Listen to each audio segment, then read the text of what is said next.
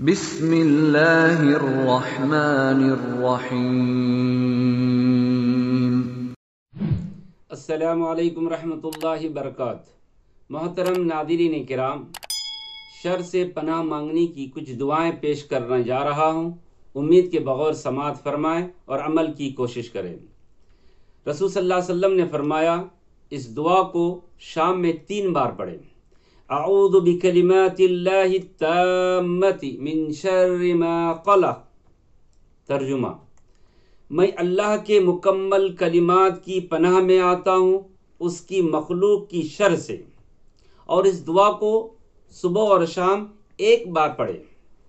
اللہم انی اسألک العفو والعافیت فی الدنیا والآخرہ۔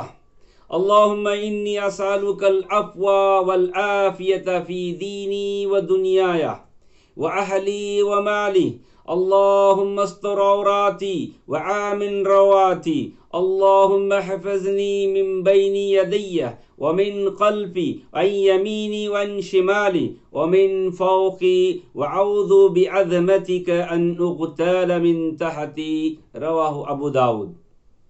اتنی جامع دعا ہے، لہذا اس دعا کو ہر کوئی پڑھنے کی کوشش کرے، اللہ عمل کی توفیق دے۔ اس دعا کا ترجمہ اس طرح ہے: اے اللہ، بے شک میں تجھ سے دنیا اور آخرت میں معافی اور عافیت کا سوال کرتا ہوں، اور یہ دور معافی اور عافیت کا دور چل رہا ہے، لہذا ہر ایک کو اللہ سے معافی اور عافیت طلب کرنا چاہیے۔ اے اللہ، بے شک میں تجھ سے اپنی دین، اپنی دنیا اور اپنے اہل و مال میں معافی اور عافیت کا سوال کرتا ہوں۔ اے اللہ، میرے عیبوں پر پردہ ڈال دے اور میرے خوف و ہراس کو امن میں بدل دے۔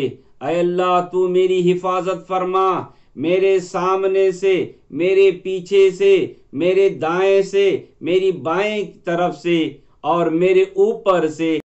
تیری عظمت کے ساتھ اس بات سے پناہ مانگتا ہوں ناگہانی اپنے نیچے سے ہلاک کیا جاؤں۔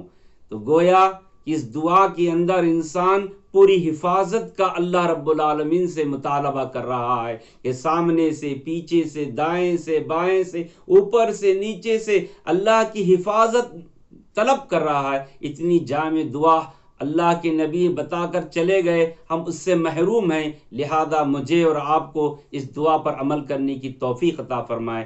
آمین یا رب العالمین۔ السلام علیکم رحمۃ اللہ وبرکاتہ۔